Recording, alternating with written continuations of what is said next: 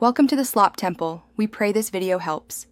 You begin by opening business settings in Meta Business Manager. You must be an admin to add people.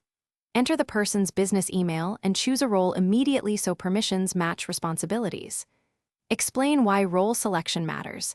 Admins control assets, employees have limited access, partners connect external businesses.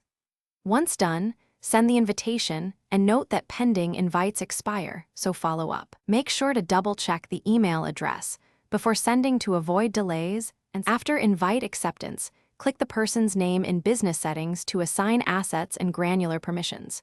You'll pick pages, add accounts, pixels, and more because precise permissions prevent accidental changes. For example, grant manage ads only to those who run campaigns. Use asset groups to speed assignments when multiple items need identical access.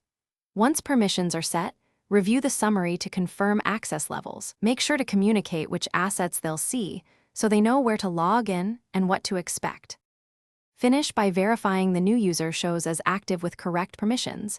You can ask them to confirm their visible assets. If they didn't receive the invite, resend it or cancel and reissue. Check spam folders and corporate filters. If they accept but lack access, reopen their permissions panel and adjust specific asset roles or reconnect ad accounts.